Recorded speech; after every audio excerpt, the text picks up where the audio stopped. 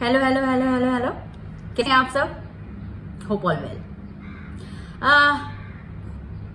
Hope नहीं, मेरे ख्याल से वेल, क्योंकि सभी जगह लॉकडाउन ओपन हो चुका है ऑलमोस्ट। जहाँ नहीं ओपन हो चुका है वहाँ हमारे दिमागी तौर पे हम ओपन हो चुके हैं। एनीवे, बहुत ज़्यादा बात को घुमाते हुए ना सीधे मुद्दे पर आती हूँ, और मुद्दा आज का है ड्रग्स। ड्रग्स, हाँ वही ड्रग्स जिसके बारे में आज हर टीवी चैनल बात कर रहा है, हर इंसान बात कर रहा है, हर सोशल मीडिया पे कमेंट हो रहे हैं, पोस्टिंग हो रही है, वीडियोस आ रहे हैं। तो मैंने सोचा कि मैं इससे अछूती कैसे रह सकती हूँ। मैं भी कुछ सर्च कर रही थी। सर्च करते करते एक अजीब सी चीज़ हाथ लगी।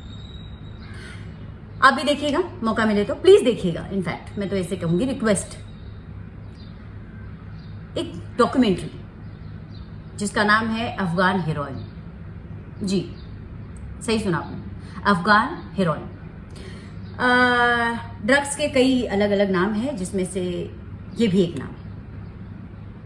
ज़रूर देखिएगा, आपको पता चलेगा कि एक्चुअली ड्रग्स होता क्या है।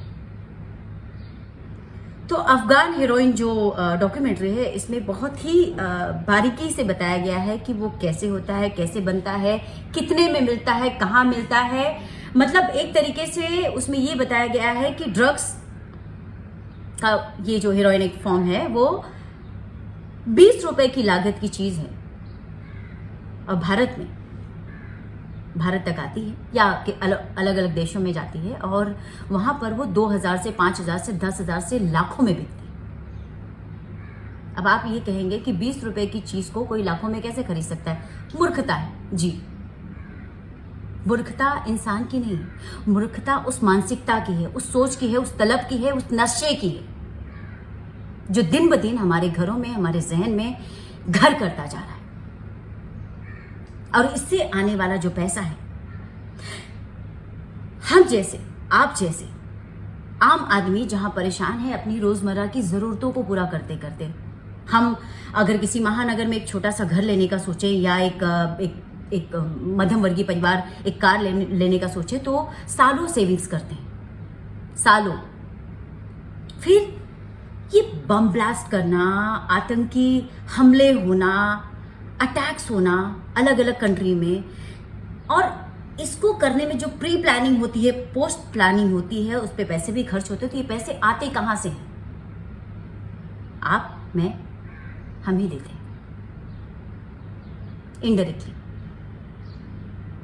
अपने नशे की लत के चलते। और जो लोग ये ड्रग्स लेते हैं या खरीदते हैं, उनके लिए आप ये क्यों लेते हैं?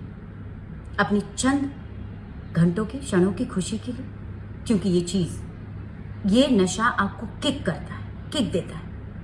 जैसे कि मीडिया रिपोर्ट कहती है कि 1 ग्राम ड्रग्स की कीमत करीब करीब 2 से 4 हजार रुपए होती है, जबकि उसकी लागत, जैसे कि मैंने पहले जिक्र किया कि डॉक्यूमेंट्री का, उसमें बताया गया है कि उसकी लागत करीब 2 रुपए की, और वही चीज मार्केट में आपको 2000 रुपए की मिल रही है। इसका मतलब 1999 रुपए आप ज्यादा दे रहे हैं। क्यों? जबकि उस 1999 रुपए में, इस पर्टिकुलर पैंडेमिक सिचुएशन की बात करूं तो शायद मेरा ये कहना या ये उदाहरण देना ज्यादा बेहतर होगा कि इतने पैसों में एक छोटे से परिवार का महीने भर का राशन हो सकता है। मैंने बांटा है, मुझे पता है, पर नहीं, आप वो नहीं कर रहे। आप अपनी खुशी को, अपने इस नशे को, अपनी इस लत को बढ़ावा दे रहे हैं, इसे प्राथमिकता दे रहे हैं, अपनी उस किक के लिए, कुछ देर के इस नशे के लिए उसे प्राथमिकता दे रहे हैं। लेकिन उसके साथ साथ आप किस चीज को और बढ़ावा दे रहे हैं, आप जानते हैं? आप बढ़ावा दे रहे हैं टेररिज्म को, आप बढ़ावा दे रहे हैं आतंक को, आप बढ़ावा दे रहे हैं बॉम्ब ब्लास्ट को, आप ऐसे कई अवैध चीजों को बढ़ावा दे रहे हैं।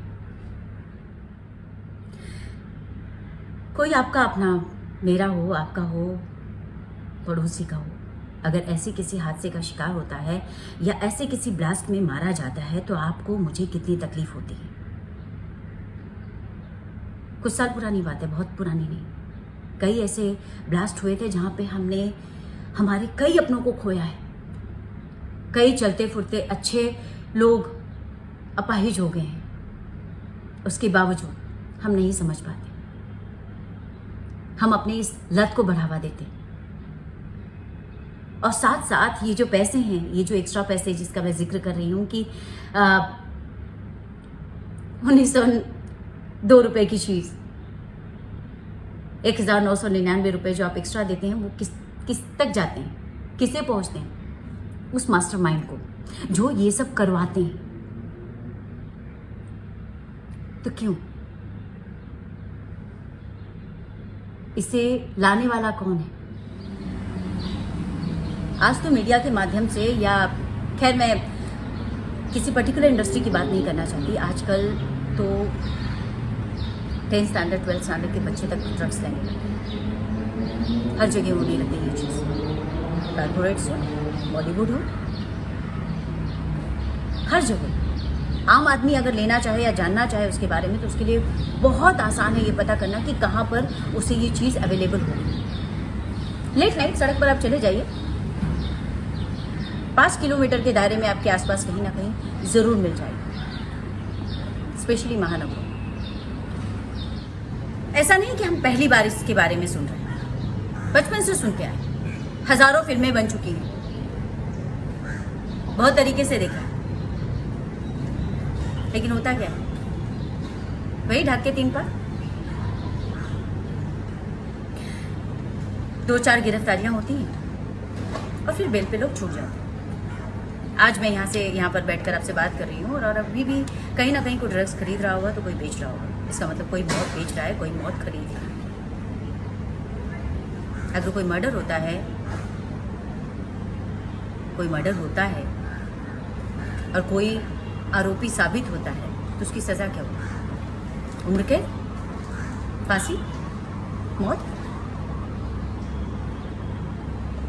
तो हमारे देश में भी दूसरे कंट्रियों की तरह, दूसरे देशों की तरह मौत की सजा मौत ही होनी चाहिए। और इसके लिए हमें ज़रूरत है कड़े कानून व्यवस्था की, कड़े कानून की, जिसमें ड्रग्स खरीदने वाला और ड्रग्स बेचने वाला गुनहगार तो दोनों ही है ना। दोनों को सिर्फ एक सजा, मौत। तभी जाकर इसकी रोकथाम होगी, क्योंकि गिरफ्तारियां 3, 4, 5, 8, 10 लोगों की होगी। और ऐसे 10,000 जो घूम रहे हैं, जो बेच रहे हैं या खरीद रहे हैं, उनका क्या? वो 10,000 लोग 10 लाख पैदा करें, अभी भी करेंगे। इन 4-8 गिरफ्तारियों से कुछ नहीं होने वाला, छूट जाएंगे कुछ समय में। आज मीडिया है, आज एक बड़ा केस हुआ है। ऐसे कई बड़े केस हुए हैं जो सामने आए हैं। वैसे ही बड़ा केस हुआ इसलिए हमें ये पता चल रहा है, हमारे सामने ये बात उजागर हुई। फिर इसके बाद का क्या?